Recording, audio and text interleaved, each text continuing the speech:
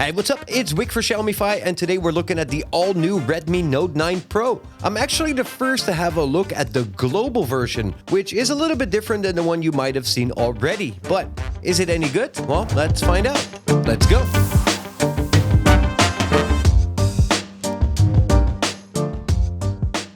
So the Redmi Note 9 Pro is quite similar in size to what you're used to with this line. It's 165 by 76 mm in size, being only 8.8 mm thick, weighing in at around 209 grams. On the front, it's got a 6.67-inch display with a 2400 by 1080 pixels resolution and a screen that is 450 nits bright and covered with Gorilla Glass 5. Not the brightest, but not bad either.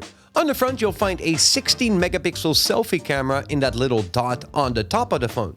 On the inside, it's got a Snapdragon 720G processor, which is almost the same as the 730G we've seen in the Redmi K30, aside from some really minor differences. It comes in a 64 or 128 gig storage model, both with 6 gigs of RAM, and that storage is expandable with a micro SD card up to 512 gigs. More importantly is that it's got a big, well, call it huge, 5020 mAh battery that supports 30 watts fast charging. That should charge your phone well over 50% in less than 30 minutes, so that's pretty good to see. It's got a dual SIM card and micro SD card slot. It's got Bluetooth 5.0. It's got all the positioning like GPS and GLONASS, and it's got NFC. It's got an infrared remote sensor on the top of the phone to control all sorts of devices, and on the bottom it's got a 3.5mm headphone jack for those of you that really want that. It's got a fingerprint scanner in the power button on the side. On the back, it's got a 4-lens camera setup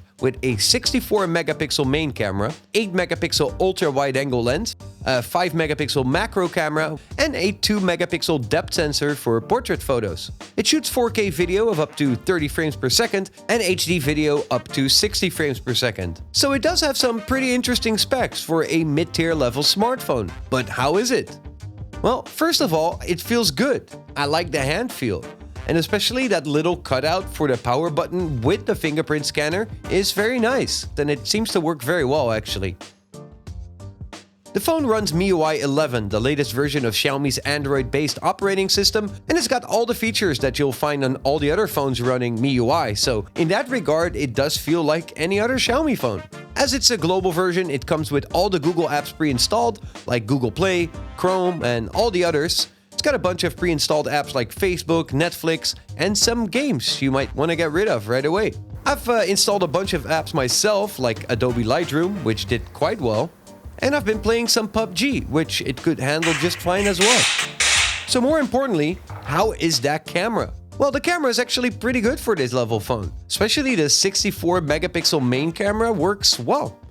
Been around the block here in Shanghai, and I've been taking some photos over the last week to try it out, and I've gotten some pretty good results in these sunny days.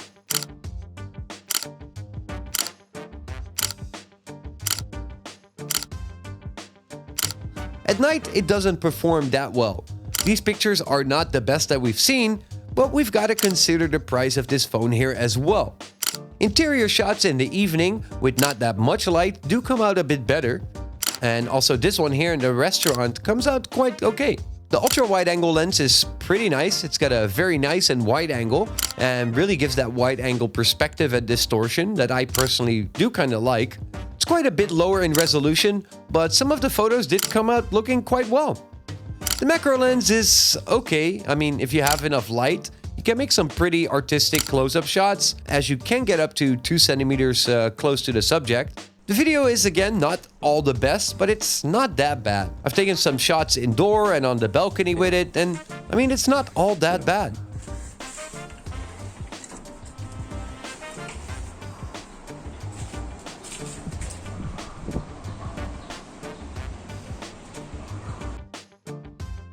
The selfie camera is quite okay. It's a 16-megapixel cam, so it does have quite some details, and photos do tend to come out looking quite well. Other things that I personally liked on this phone is the 30 watts charging. That's really quite alright. And the dual SIM card slot with micro SD card is very welcome. One small detail that I really liked is the new and improved haptic feedback engine. This gives you a very nice feedback when typing and pressing buttons, and it really feels like an improvement. Then for the audio, it's not even all that bad to be honest. Here I'm playing some music on it.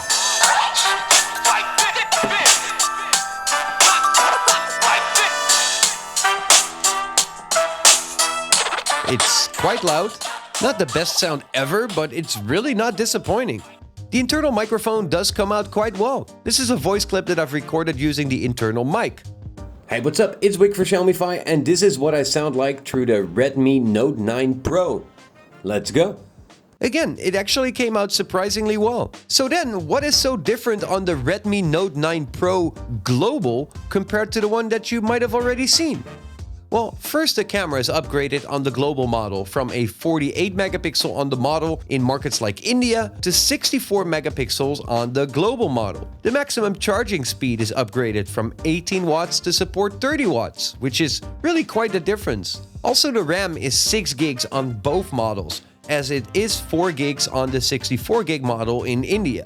I mean, they're not all the world's biggest differences, but they are some differences that do make it a bit better, and they're ones that you might really care about. So, what does it cost, and what do I think? The Redmi Note 9 Pro came out in Europe and a bunch of other countries for 269 euros for the 64 gig model and 299 euros for the 128 gigs model. That seems to be a very competitive and fair price. So, what do I think of the Redmi Note 9 Pro? Well, I have to consider its price here, first and foremost, as it is a mid-tier level smartphone at a very decent price point. The main downside is that it's very glossy on the backside, it's really close to being an actual mirror, and it's a fingerprint magnet, so you probably really want to use that included cover. Mostly it's got mid-tier specs, like the processor. It's not the best, but still quite capable. It's got a decent amount of RAM, which is not the most, but still okay. But especially seeing it has things like NFC, it's got that headphone jack, it's got the IR blaster, it's got that very great 5000 mAh battery, it's got that 30 watts fast charger in the box, and it's got quite a decent camera for this range of phones. So it definitely includes some higher end features that do make this phone stand out in this segment.